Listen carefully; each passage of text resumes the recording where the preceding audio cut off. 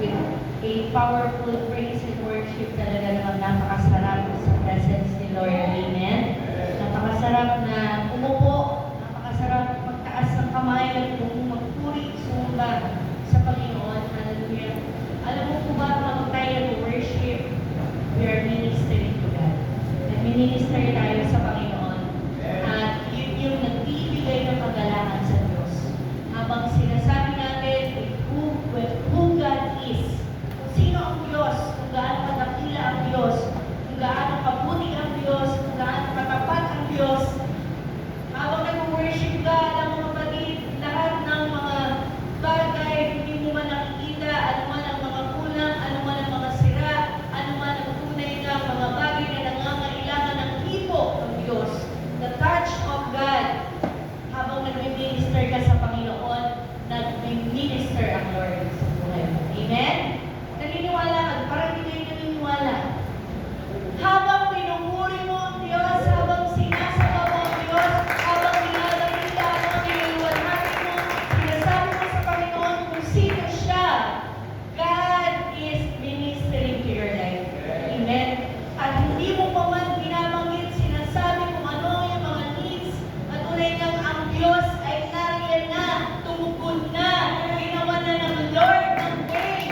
God made a way. At tunay ngang iyong mga pangangailangan ng mga solusyon na kailangan mo sa iyong buhay, gumawa na ang Diyos. Amen? Kaya napakasarap mag-worship. Huwag mong i-withhold yung tinig mo para sa Panginoon. Dahil yan po ay ministering to God. Nag-minister ka sa Panginoon.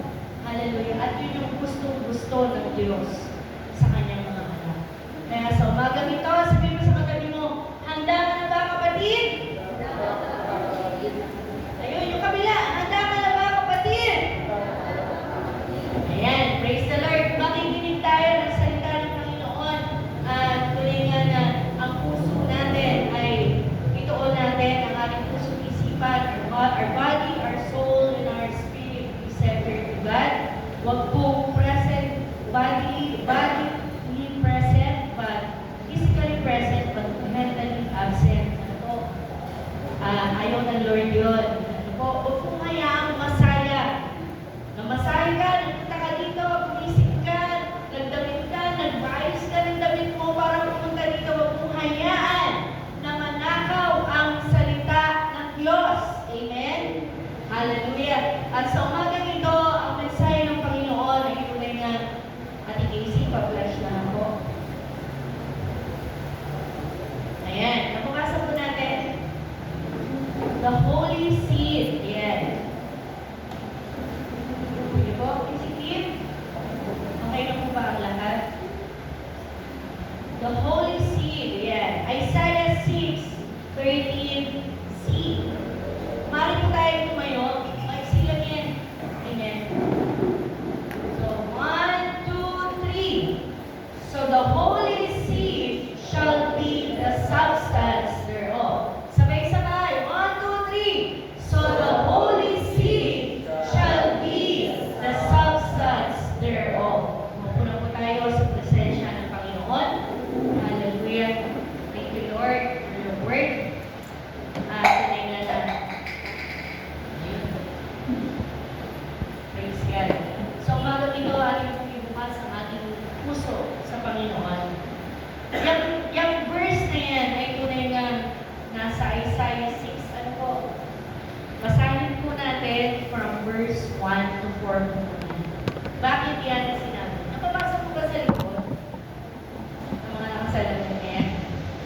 Sabi po diyan, ito ay sinabi yung ating key verse na so the Holy Seed shall be the substance thereof. Bago po yung sabihin ng Panginoon kay Prophet Isaiah. Sabi doon sa Isaiah 6, 1 to 4. Sabi po natin noong taong namatay si Hari Uzzias, ay nakita ko ang Panginoon, sabi ng Propeta Isaiah, na nakaupo sa isang trono, matayog at mataas, at napuno ang templo ng laylayan ng kanyang damit. So kung nag-imagine ka kung ano ang itsura, kung paano, how God is seated on His throne. Ito yung illustration. Amen? Sabi dyan, nang mamatay si Hari Uzzias, amen, nakita ni Propeta Isaiah ang Panginoon na nakaupo sa isang trono matay. Alam niyo po si Propeta Isaiah, siya po ay advisor. Siya po ay nagka-counsel ng mga kings in the tribe of Judah, ano po, si Prophet Isaiah. At si King Uzzias ay namatay. At doon, nung araw na yon na namatay, ang pinuno ng tunay ng Judah na si King Uzzias, si Hari Uzzias, sabi po dyan ay nakita niya ang Diyos. Sometimes, God allows us to lose something before we see God. Amen? Sometimes, God allows things, persons, people sa ating buhay before we see God. No? Minsan, kasi sobrang busy natin, marami tayong mga bagay na pinahahalagahan, hindi natin nakikita ang Diyos. Amen? But this time, Prophet Isaiah, noong time mismo na namatay ang hari, si King Uzzias, doon niya nakita ang Panginoon. Nang mamatay ang leader ng Israel, alam niyo yung sabi nga, strike the shepherd and the sheep will scatter. Ang king ay tinuturing na leader. Amen? So kung walang king, paano ang kanyang mga pinamumunuan? At nung time na yun, na nawala ang hari, namatay, nakita, nabuksan ang mata ni Propeta Isaiah. Tanungin mo yung katabi mo, kapatid, nakita mo ba ang Diyos? May pagkakataon ba na nakita mo ang Diyos sa iyong buhay? Siyempre meron, kapatid, kaya ka nandito eh. Amen? Kaya na nandito ka, nagtsatsaga ka, nakikinig ka, nag-worship ka sa Lord, because there was a time in your life nakita mo ang Diyos finally. Amen? At maaaring ang pagkakataon na yun ay panahon na maaaring kakulangan, maaaring panahon ng kawalan, maaaring may mga nawala, nasira, tinanggal, naalis sa iyong buhay. Finally, you saw God. Taas po yung kamay ng mga nakaka-relate. Amen? Paano ka kinatagpo ng Diyos? Paano mo nakita ang Diyos? Paano mo nasabing ang Diyos talaga ang tumatawag sa akin? Ang Diyos talaga ito. Dahil nakita ko mismo ang Diyos sa buhay ko. Amen? Nung mamatay si King Uzzias, sabi doon, nakita ni Prophet Isaiah kung ano ang itsura. Paano ang Diyos nakaupo sa kanyang trono at napuno ang templo ng kanyang robe. Nailaya, imagine mo yun, kapatid. Hallelujah. The trail of His robe fills the temple. Gaano katindi yung robe. Amen, Lord. Na kanyang suot. At sabi doon, sa itaas niya ay nakatayo ang mga serafin. Bawat isa ay may 6 na pakpak. Imagine mo yun. Seraphim is an angel. Amen. At ang ibig sabihin ng seraphim are the burning ones. Sila yung mga anghel na nag-aapoy. Amen. Sabi doon, ang mga seraphim na ito ay may 6 na pakpak. May 2 na nakatakip sa kanilang mukha. Ibig sabihin, habang nasa presence sila ni Lord, while they are burning, nakatakip ang kanilang mukha. Amen? Mamaya na po. Amen. Bawat 6 na pakpak, may 2 nakatakip sa kanilang mukha, may 2 na nakatakip sa kanilang mga paa, at may 2 na naglilipad sa kanila. Amen? Yun ang seraphim or seraphim sa Tagalog po. At tinawag ng isa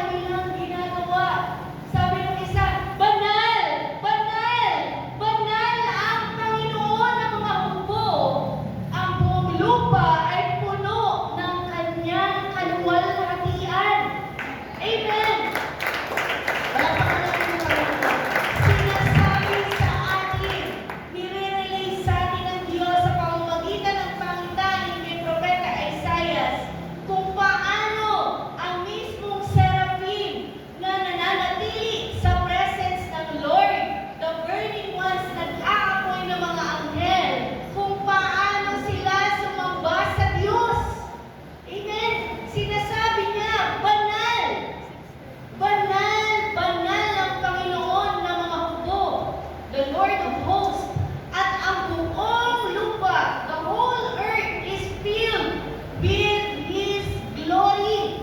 Amen. At ang mga pundasyon, alam niyo, nag-worship yung angel, sabi niya, ang mga pundasyon ng mga pintuan, hindi lang isang pintuan, ng mga pintuan. It is said that there are 12 yun. Imagine niyo, na mga pintuan ay nayanig sa tinig na sumigaw at ang bahay ay napuno ng usok. Kapatid, ganyan magpuri, ganyan sumamba ang mga anghel sa Diyos na buhay. Imagine mo yun, sila yung consistently in the presence of God, but the way how they worship God never changed. Hindi sila naging kampante at hindi sila nakasanayan na lang. Kung hindi kung ano yung karapat-dapat na pagsamba sa Diyos na buhay. Sabi doon, ang tinig niya ng pagsamba ay nagyanig sa mga pintuan sa kalangitan. Sa pundasyon. Kapatid, paano nga mag-worship sa Lord? Sabi nga dito ay may namatay na hari. Amen. At doon nakita ni Propeta Isaiah at pinakita ng Diyos paano siya pinupuri ng mga anghel. Anong ibig sabihin nun ng Lord, kapatid? This is how we should worship the living God. Kung ang mga anghel, pag nagpuri, nayayanig ang pintuan ng kalangitan, ang pundasyon ng kalangitan, paano pa tayo? Amen? Amen? Paano pa tayo magpuri sa Panginoon? Ibigay mo yung the best. Ibigay mo yung karapat-dapat. Ibigay mo yung bagay na papuri sa Diyos na dakila. Ibigay mo yung tunay na the best mo sa Panginoon because He is an excellent God. Kung excellenting Diyos ang iyong pinupuri, paano mo siya pupurihin? Nayayanig ba ang kahit sa pangalan? Amen.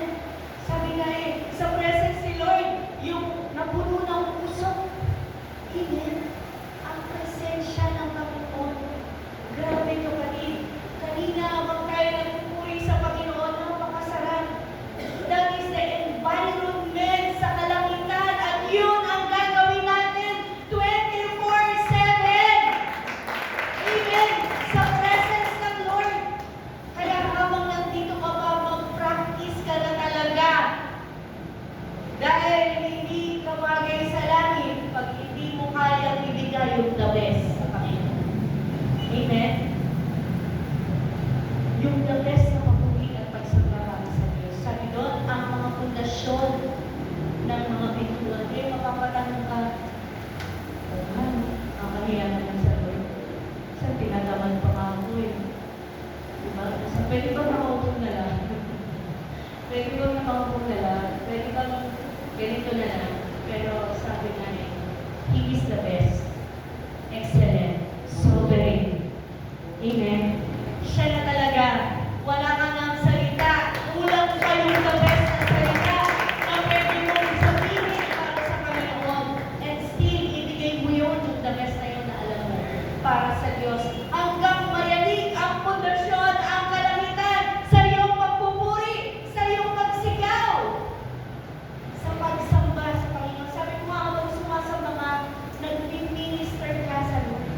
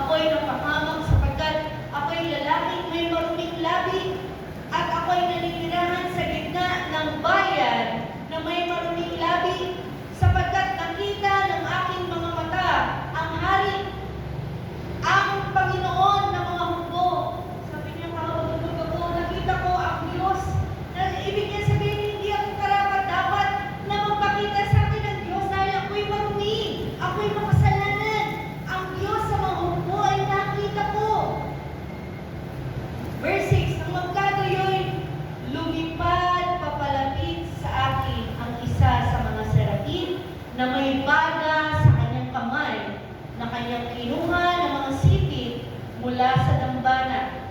Inilapat niya ito, yung baga, sa aking bibig at nagsabi, ngayon, lumapat ito sa iyong mga labi at ang iyong kasamaan ay naalis na at ang iyong kasalanan ay pinatawad na.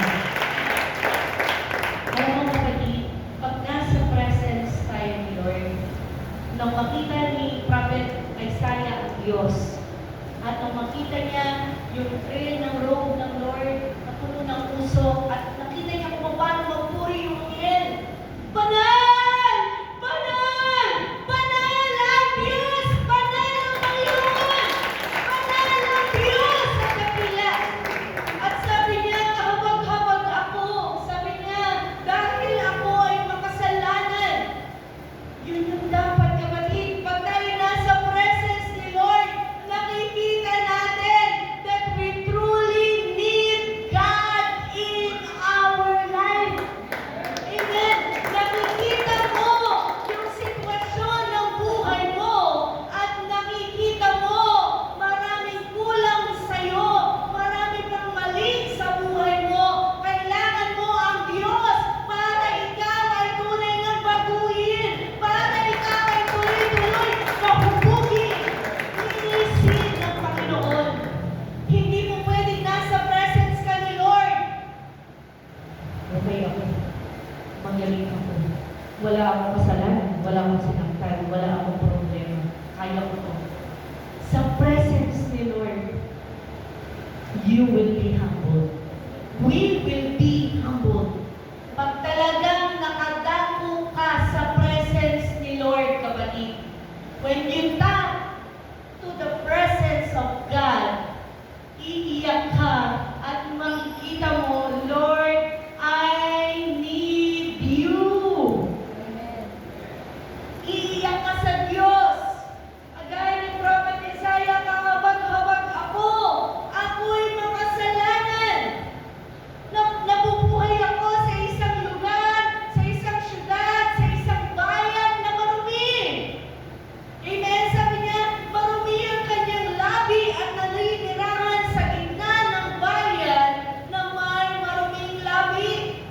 Sa presence ni Lord, we have to admit who we are. Para ang Diyos, gagawin niya kung ano yung nararamdaman para sa Kanya. Unless we admit before God, unless sabihin mo sa Panginoon, amen, kung sino ka, kung ano ka, kung ano yung sitwasyon mo, kung ano yung nangyayari sa'yo. Amen. And God's power.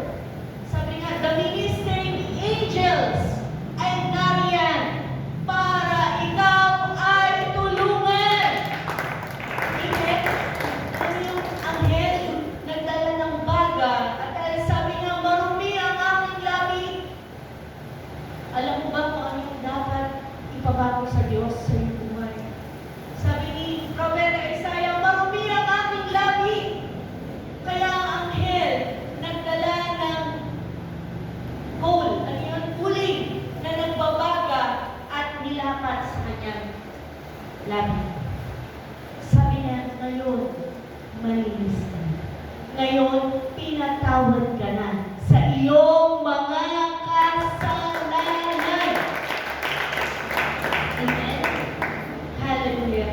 Sabi ko nga kanina, ang Diyos is very willing na makita mo, maranasan mo talaga ang Lord ng first hand sa buhay mo. Hindi natatapos yun kung tinawag ka ng Panginoon. Sabi ko nga, yung sitwasyon, kung kailan ka tinawag ng Lord, maaaring merong nawala, maaaring merong kulang, maaaring merong sira, merong bagay na tunay nga mahal mo na nawala sa'yo, at yung panahon na yun na tinawag ka ng Diyos. Amen. Nakita mo ang Diyos at ikaw ay sumunod sa Diyos. Amen.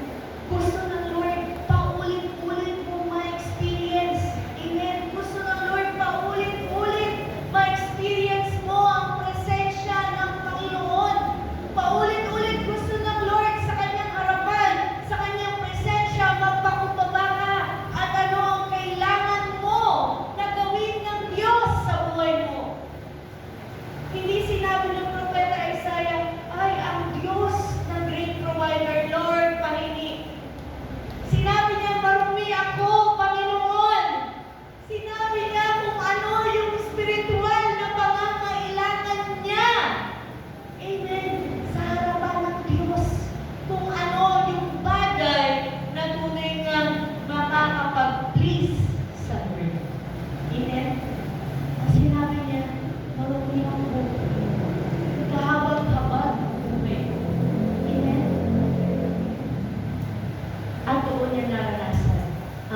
kapangyarihan ng Diyos. Gusto mo bang maranasan ang kapangyarihan ng Diyos? Kailangan makapasok ka talaga sa presence ni Lord. And you will only know na nakapasok ka sa presence ni Lord when you are truly humble. Pag hindi mo naranasan na ikaw ay nasa pagpapakumbabang state, wala ka pa sa presence ni Lord. Kasi hindi mo pwede, hindi mo mararating yung presence na yun, the inner courts, kung wala ang tamang puso mula sa Panginoon. Amen? Admitting God is holy, admitting that God is perfect and we are not perfect. Siya lang ang tunay na gumagawa sa tunay natin. He made us righteous, He made us holy. Amen? Dahil lahat sa Panginoon. Kaya mo sabi dito, pinatawad si Prophet Isaiah. Kaya nung sinabi yun sa 6:8, at narinig ko, pagkasabi ng anghel, pinatawad ka, nilinis ka. At narinig ko ang tinig ng Panginoon. After mag-minister ng anghel sa kanya, narinig ni Prophet Isaiah. Naririnig mo ba ang tinig ng Diyos? Narinig mo nga yung katabi mo. Kapag sa totoo lang, naririnig mo ba ang tinig ng Diyos? So lang, Jen! Ganon. Ano po? Joshua! Ganon. Ano po? Naririnig mo ba nangungusap ang Lord sa puso mo? Amen? At nung mag-minister, after mag-minister ng anghel, alam mo nag-minister ang anghel sa'yo pag sinabi mo, Yes, Lord! Yes, Lord! Yes, Lord! Kasi nung sinabi yun na pagkatapos mag-minister ng anghel, narinig ni Propeta Isaiah ang tinig ng Diyos, sinabi ng Panginoon, sinong susubuin ko at sino ang ihahayo ko para sa atin? Sa atin, sabi ng Lord, para sa Kanya at sa mga anghel. Nang magkagayoy, sinabi ni Propeta Isaiah, narito ako, suguin mo ako. Parang ayaw niyo magpasugo sa Lord, walang pumalakpak. Amen. Malalaman mo na nag-minister sa iyo ang angel when you are saying yes. Amen. Malalaman mo na pinapalakas ka ng anghel. Nag-minister sa iyo while you are in the presence of God. When you say yes to God. Habang merong sinasabi ang Diyos sa iyo. Habang nangungusap ang Lord sa iyo, iyak ka. Yes, Lord. Nag-minister ang anghel sa iyo. Amen. Narinig mo ang tinig ng Diyos. Narinig mo ang pangungusap ng Diyos sa buhay mo. Nagsabi dito, kanina, sabi nga si Propeta Isaiah ay sinugo ng Diyos para sa lahi ng Israel. Sabi dito sa 9-11, at sinabi ng Panginoon, ikaw ay humayo. Basahin ko natin ang mabilis ito. At sabihin mo sa bayang ito, patuloy kayong makinig, ngunit huwag ninyong unawain. Patuloy ninyong tingnan, ngunit huwag ninyong alamin. Patabain mo ang puso ng bayang ito at iyong pabigatin ang kanilang pandinig at iyong ipikit ang kanilang mga mata at makinig ng kanilang mga taing at pakinig ng kanilang mga taingan. At maunawa ang kanilang puso at magbalik loob at magsigaling. Sabi po dito, 11, nang magkagayoy sinabi ko, O Panginoon, hanggang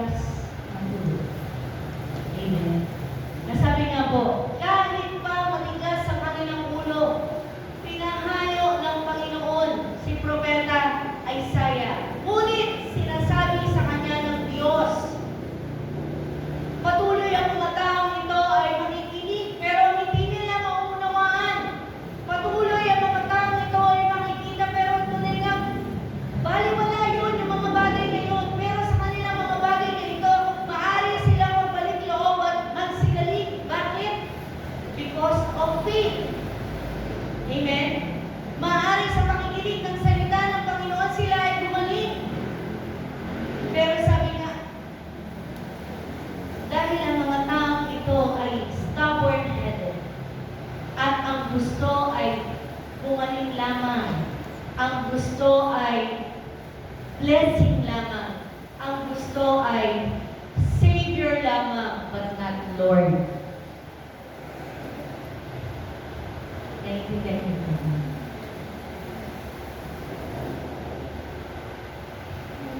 Sabi ni Prophet Isaiah, at siya'y sumagot, hanggang sa mga lungsod ay magiba na walang naninirahan, at ang mga bahay ay mawalan ng tao, at ang lupain ay lubos na mawasak. Verse 12, at ilayo ng Panginoon ang mga tao at mga pinabayaang dako ay marami sa gitna ng lupain, at bagamat magkaroon ng 10 bahagi roon, muli itong susunugin gaya ng isang roble o isang ensina na ang tuod ay nananatiling nakatayo kapag ito ay pinutol. Ang banal na binhi ang siyang tuod niyo. Amen. Sabi po dyan, hallelujah. Sabi ni Propeta Isaiah, hanggang kailan? Amen. Hanggang kailan na ang pagtitigas-tigasan ng ulo, ang tunay nga ang mga Israelita na sila nasa kanila, sila ang original na tunay nga binigyan ng pangako ng Diyos. And we are adopted as Israelites. Alalaman natin mamaya ngayon. Ang tunay nga po na sila, sabi ng Panginoon, hanggang mawasak. Amen. Nabasa natin, di ba? Sa 11, hanggang masira ang lungsod, hanggang mawala ng tao, ang mga lupain at lubos na mawasak. Sabi dyan, at ang tunay nga kahit may 10 bahagi pa roon, muli itong susunugin. Gaya ng isang roble, isang ensina. Dahil alam ng Diyos ang puso ng tao. God knows. Alam niya kung sino yung mga tunay na nagmamahal sa Kanya. Alam niya kung sino yung mga tunay na umiibig sa Kanya. Amen. Alam niya kung sino yung tunay na Kanya. Alam ng Diyos kung sino ang para sa Kanya. Amen. Nasabi ng Panginoon, hanggang may 10 bahagi pa roon, ito ay susunugin. Ito po ay puno na ang tuod na lamang, alam niyo tuod, yung malapit na sa ugat, ang nananatiling nakatayo kapag ito ay pinutol. Ang banal na binhi ang siyang tuod na iyon. Bakit ito sinabi ng Panginoon? Sabi ko nga, from Egypt, sila ay dinala sa Israel. Pakinggan niyo po, para maunawaan niyo. Ano po? Sa Numbers 42, ito yung panahon na si Moses pinadala ang 12 spies. Hindi po yung mga tiktik, mga espiya para sa land of Canaan. Ano po? Nung makita nila na mga higante ang mga naninirahan doon sa promised land. Alam mo yung promised land? Alam mo yung promised land sa iyo, Panginoon eh. Pero hindi basta-basta, kapatid. Amen? You have to truly be courageous to claim what God promised to you. Amen? Kung naniniwala kang may promised land sa iyo, Panginoon, may magandang pangako sa iyo, Lord, may pinamahawak ang pangako ng Diyos sa iyo, you have to be courageous enough. Amen? At hindi kagaya nito, at nagreklamo ang lahat ng mga anak ni Israel laban kina Moses at Aaron.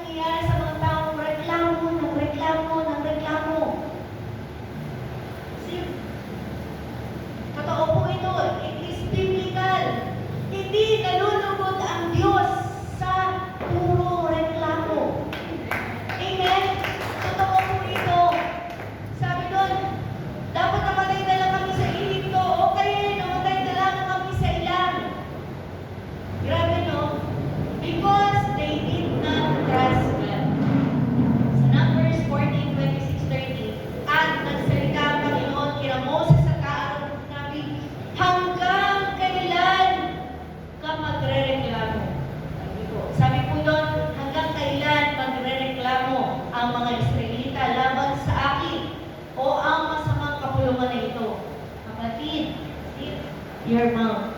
Aking narinig ang mga reklamo ng mga anak ni Israel na kanilang sinabi laban sa aking 28. Sabihin mo sa kanila, eto kapatid, take note, ako'y buhay. Sulat mo ito, ako'y buhay, sabi ng Panginoon. Kung ano ang sinasabi ninyo sa aking pandinig, ay gayon ang gagawin ko sa inyo. Ulitin ko po, sabihin mo sa kanila, sabi ng Panginoon, ako ay buhay ng Panginoon. Kung ano ang sinasabi mo o ninyo sa aking pandinig, ay gayon ang gagawin ko sa inyo. So kung ikaw, kagaya nito, natunay ka, ngayon magtatanong ka, bakit umabot ng 40 years in the wilderness ang Israelita? Ay dahil sa sinabi nilang ito. Ayaw nilang pumunta sa lupang pangako ng Diyos dahil natakot sila sa mga giants. Pero sabi ni Joshua at ni Caleb, kayang-kaya natin yun! Tutulungan tayo ng Diyos! Yun ay narinig ng Diyos kay Caleb at kay Joshua. Narinig, sabi ng Lord, ako'y buhay, sabi ng Panginoon. Kung ang sinabi mo, kayang-kaya natin yan, tutulungan tayo ng Diyos, aking gagawin yan sa inyo. So that is for Joshua and Caleb. Pero yung 10 angkan, sila ay nagreklamo. Sinabi nila, hindi natin kaya, umalis na tayo dito, huwag tayo magtuloy. Huwag yan, huwag yan. Kung lupang pangako yan, bakit ganyan? Kung promise talaga sa akin yan, Lord, kung nahihirapan ako. Kapatid, be courageous enough to stand still and know the voice of God. Kung alam mo, binigyan ng Diyos, stand still. Kasi sabi ng Diyos, kung ano ang sasabihin mo sa aking pandinig, gayon ang gagawin ko sa inyo. Amen? Kung ano yung sasabihin mo sa Diyos, yun ang gagawin ng Diyos. Pero yung 10, ang sinasabi nila, dapat namatay na lang kami sa Ehipto, eh wala na sila sa Ehipto. O kaya'y namatay na sana kami sa ilang na ito. The reason why 40 years sila sa wilderness. At alam nyo, God is truly amazing. Itong kwento na ito, sa 40 years na yon, ang 10 lahi, si Dan, si Gad, si Asher, si Reuben, si Benjamin, yung mga lahi niya na 10, namatay ang angkan from ages 20 pataas. Lahat sila ay namatay sa wilderness. At yung 19 pababa, mga bata, sila ay mananatiling buhay at mararanasan nilang makapasok sa lupang pangako. Amen? Kaya pagdating sa Kanaan, ang lahing 10, wala na po yung mga elders. Wala na po yung 20 years old pataas. Amen? Because of what they said. Life and death nasa ating mga bibig. Amen? Sabi nga rin, dahil sa kanilang sinabi, sila ay namatay. Kasi sabi nila, namatay na lang sana kami sa ilang na ito. Kaya doon sila namatay. Dahil sabi ng Lord, buhay akong Diyos. Kung ano ang sinabi mo sa aking pandinig, yun ang gagawin ko sa iyo. Amen po ba, kapatid?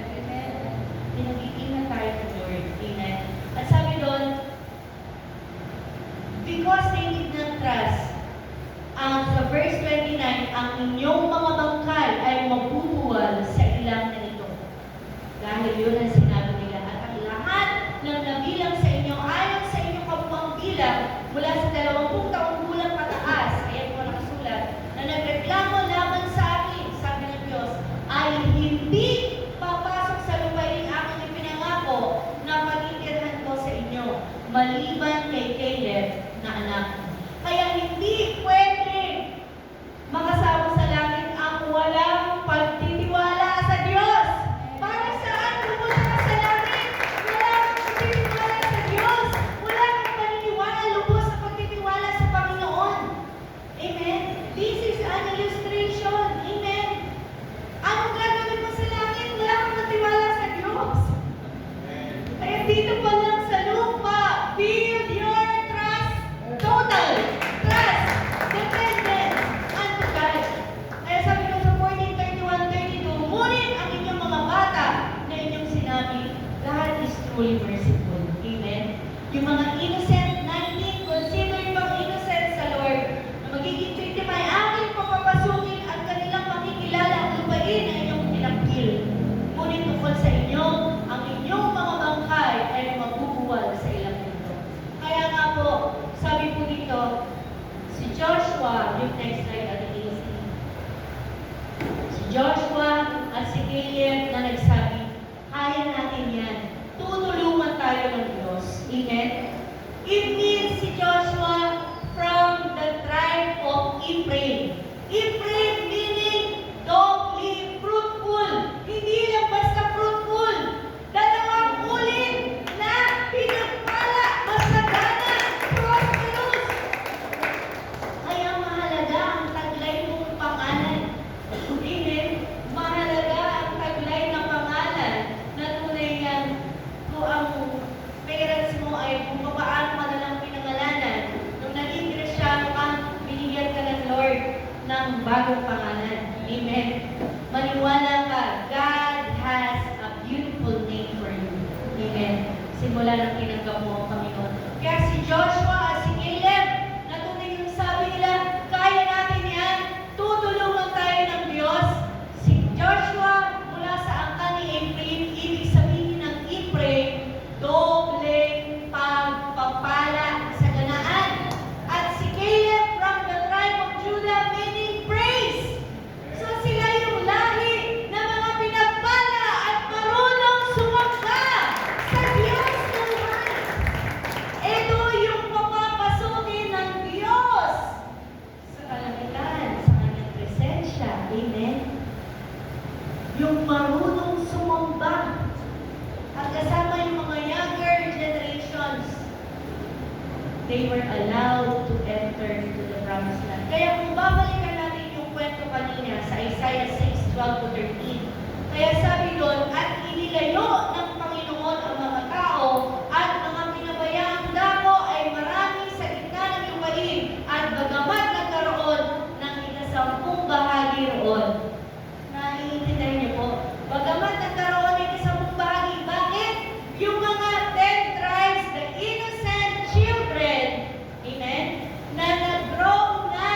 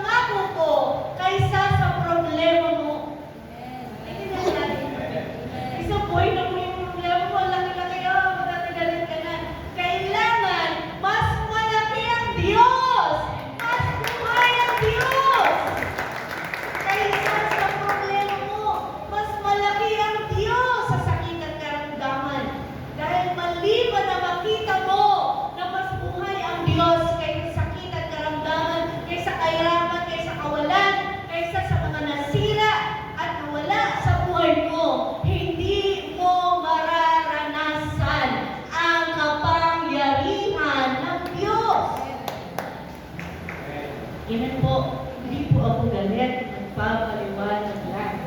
Amen. Dahil gusto ng Lord, taglayin natin ito.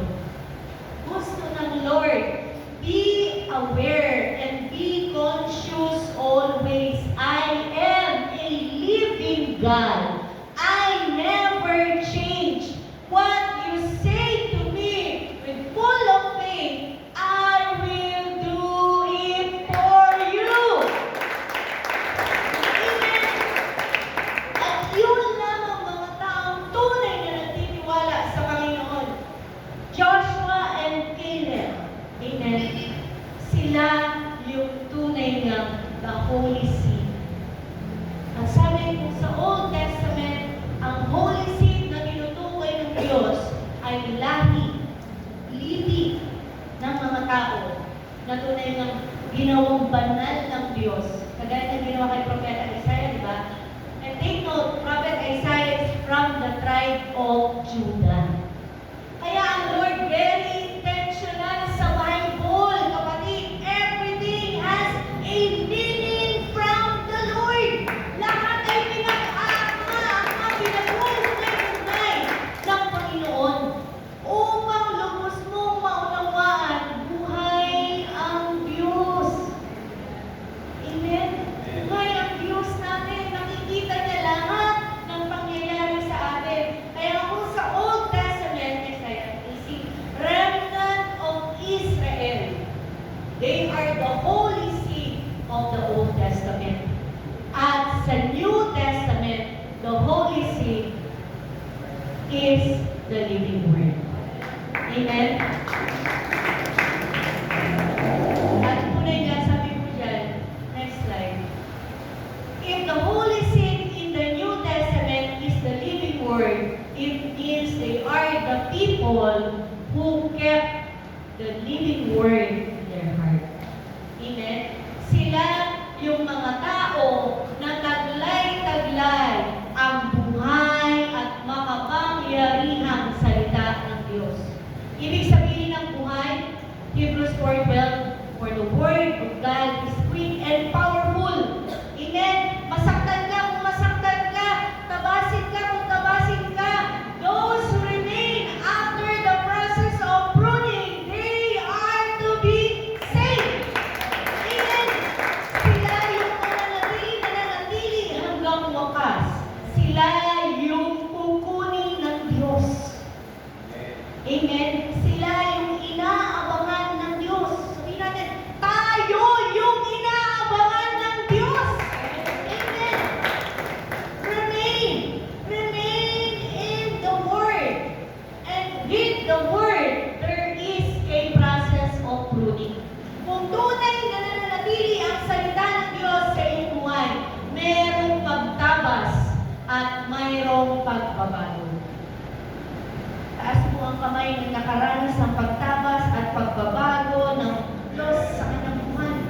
Amen. Na tayo, pinadaan tayo ng Panginoon at patuloy tayong pinadadaan in the process of pruning. Kaya nga po yung Holy Seed, kailangan talaga, Matthew 13:23. But as for the seed sown on good soil, this is the person who hears the word and understands. He bears fruit and brings forth some 100-fold, 60-fold, and 30-fold. Amen. Sa ating henerasyon, ang Holy Seed ay tayo na mayroong banal na salita ng Diyos na nananatili sa ating buhay. At sabi niya, paano nananatili? You hear the word and you understand. Kapag hindi mo nauunawaan sa bagay lang, hindi ka interesado. Hindi mo naunawaan isang bagay lang, baka mentally absent, but physically present. Isang bagay lang, ba't di mo naunawaan dahil hindi ka humingi ng tulong sa Diyos upang ipaunawa sa iyo ang kanyang salita. Kasi ang tao na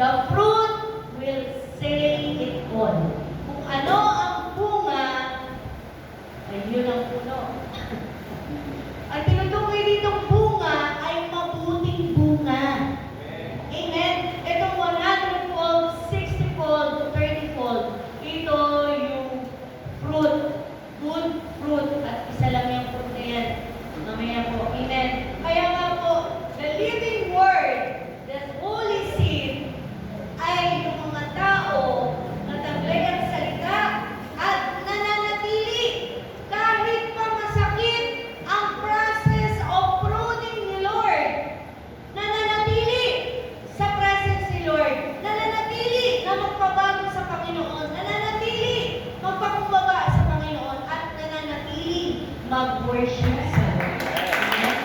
Hallelujah. So, ang holy seed, it produces life. Kaya nga, the entrance of His Word brings life, liwanag. And liwanag produces life. Amen?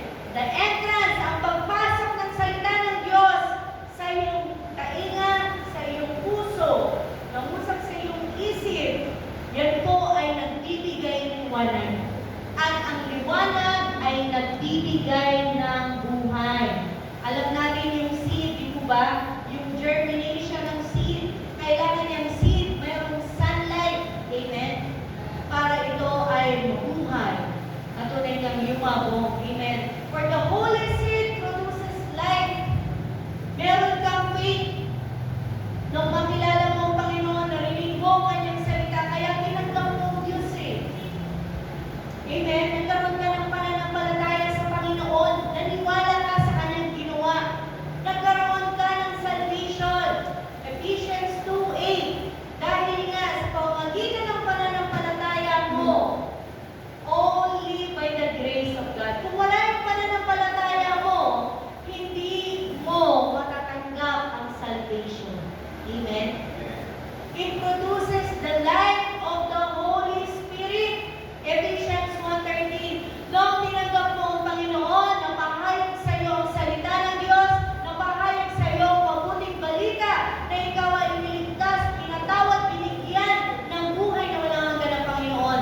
Kasama nitong ibinigay sa iyo ang banal na Spirit. And the Holy Spirit produces worship. Amen? Malalaman mo na buhay ang Diyos sa iyo if you know how to worship God. Amen? Because the Spirit of God, the Holy Spirit is in you. Yung Spirit na yun, sabi nga, to those who are in one with God, we have one Spirit. Hindi na dalawa, one Spirit. We are joined with God. Isang Spirit. Amen? And God's Spirit teaches us, the Holy Spirit teaches us how to worship the Lord. Kaya umiiyak ka sa pagsamba sa Panginoon, umiiyak ka sa pasasalamat sa Diyos, umiiyak ka sa pagsabi sa Diyos na napakabuti mo. Amen? Dahil yun ang buhay na dulot sa iyo ng banal na salita ng Panginoon. Amen? The fruit. Amen? Malalaman mo na tunay nga, you are bearing. Nasa iyo ang salita, ang banal na salita. Merong bunga. At yung bunga na yan, fruit. Hindi po fruits. Amen? Galatians 5:22-23. Ano yun? For the fruit of the Holy Spirit is love, joy, peace, patience, goodness, kindness, meekness. Ano pa? Long-suffering. Ano pa? Faithfulness. Ayun, kulang. Faithfulness. Abi, yan ay isang fruit. Isang fruit lang yan. Hindi yan fruits. This is fruit. Collective. Amen. Isa lang siya. Yun ang bunga.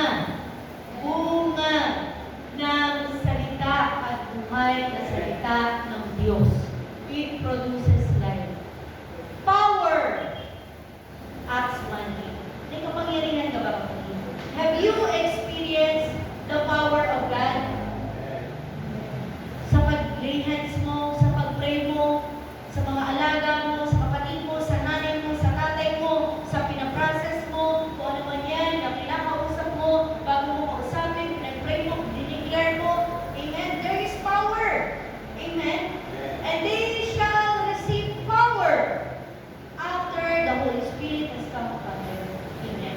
Kung taglay mo, nananatili ang salita ng Diyos, meron kang banal na Espiritu sa iyong buhay that produces power. Nakalungkot lang kasi, kapatid, parang cellphone. Kung ang phone mo ay Android, kung ang phone mo ay high-tech, pero ang gamit mo sa kanya ay pang-analog, phone and text lang, hindi mo na-maximize Amen? Yung benepisyo, ganun din po sa atin. We have the Holy Spirit. I-maximize mo yung Holy Spirit sa buhay mo.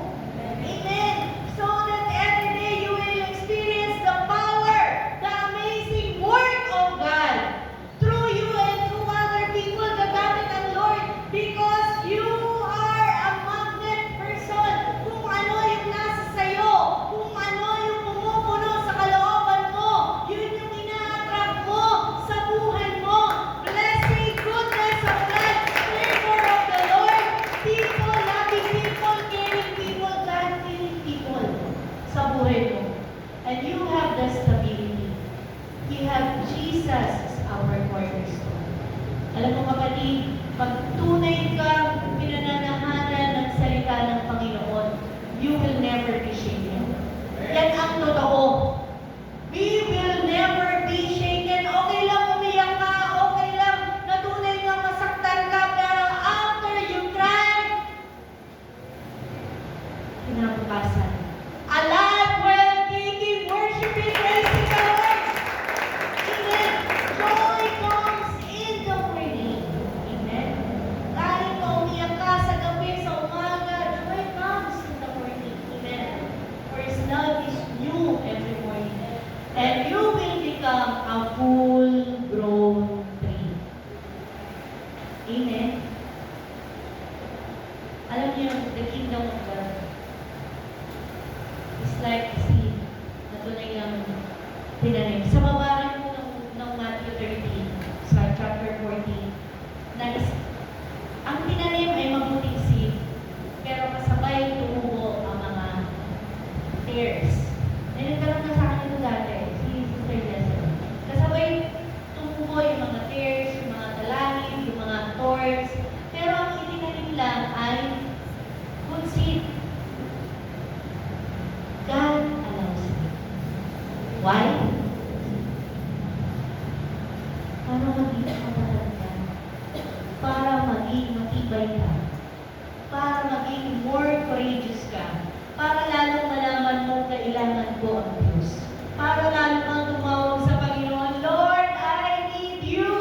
Lord, I cannot do anything apart from you. Lord, I am nothing without you.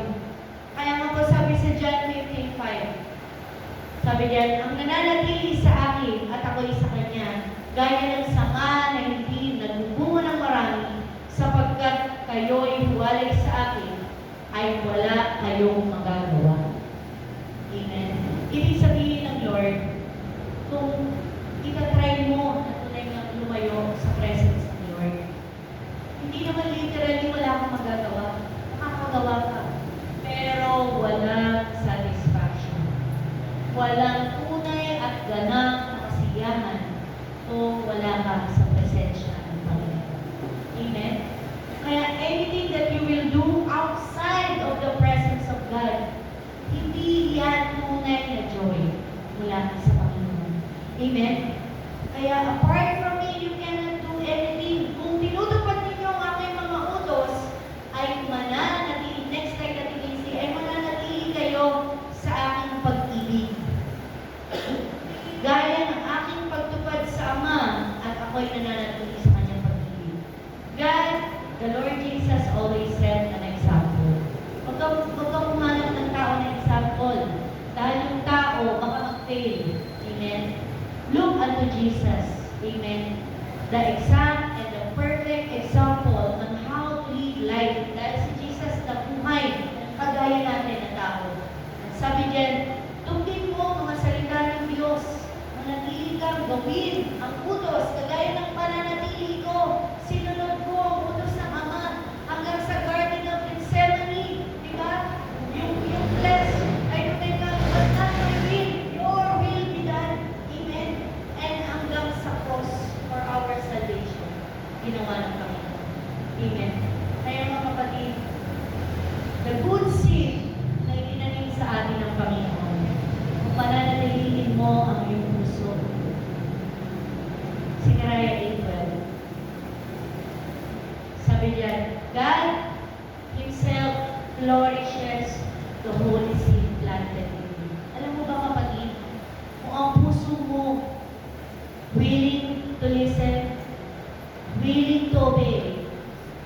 and willing to be changed. Ang Diyos mismo, siya ang magpapatubo ng buto na natanim sa iyong puso, sa iyong katawan puso. Amen. He will cause the seed to grow and mature, to germinate. Amen. Yung buto na tunay lang namamatay, nabubulong at hanggang ito ay muling mabuhay. Unless a grain of seed falls to the earth and dies to live anew. Amen. Yun yung nangyayari sa salita ng Diyos sa buhay natin. It produces same of its own. Amen. Kung meron kang salita ng Diyos, yan ay i-flourish ng Lord. Sabi niya, Zechariah 8:12, for the seed shall be prosperous. The vine shall give her increase, and the heaven shall give her dew. Palakpakan po ang Panginoon. And I will cause the remnant of His people to possess all things. Kapatid, kayang-kayang gawin ng Diyos. Yung puso mo, gawin mong matabang lupa. Yung puso mo, always make sure willing to listen, willing to obey, willing to be changed. Those who remain in the process of pruning, amen, they are the ones, tayo yun kapatid, manatili ka, manatili tayo sa presensya ng Panginoon. Kahit pa may process of pruning, pagtutuwid, pagtatama, God allows tears, mga talahib, mga tinig na tumutubo, kasabay natin, God allows it all para maging matibay ka, matatag ka, because the last days are coming. Kailangan matuto kang hindi ipagpalit ang Diyos sa kung anumang i-offer ng mundong ito. Amen? Patindi ng patindi ang i-offer sa iyo ng mundong ito, but don't break the Lord. Huwag mong ipagpalit ang Diyos because God will prosper the seed in your heart. He shall give you increase. He will cause the heaven to send dew to your life. And He will cause you to possess all these things. Ang Diyos mismo ang gagawa para pagpalain ka, kapatid. Everything you do will flourish. Amen? Ikaw ay kagaya ng puno. Psalms 1:3. You will be like a tree planted by the rivers of water that brings forth his fruit in his season. His leaf shall not wither, and whatsoever he does shall prosper. Alam mo ang Lord, gustong pagpalain ng Diyos ang lahat ng iyong tatrabahuhin, ang lahat ng iyong pagpapaguran, pagsusumikapan. Pero ang gusto ng Lord, check your heart always. A willing heart, willing to listen, willing to obey, willing to be changed and transformed in the image, in the likeness of God. Renew your mind always. Amen. Dahil ang Diyos mismo, He will cause the seed to flourish. Kaya John 15:6. Kaya sino man ang hindi mananatili sa akin, siya itatapong katulad ng sanga at matutuyo. Siya ay titipunin at ihahagi sa apoy at masusunog. Kagaya ng Isaiah 6, kahit pa may matirang ikasampu, yung 10 lahi na yon, sila ay patuloy na susunugin. Amen? Hallelujah. Nakausap ba ang Panginoon sa iyo? I pray, tunay na kinausap ka ng Diyos ang mundo. I pray, may mensahe ang Diyos sa iyo sa umagang ito. Let your heart be a good soil. Dahil pagtama ang puso mo, God will flourish that seed. A heart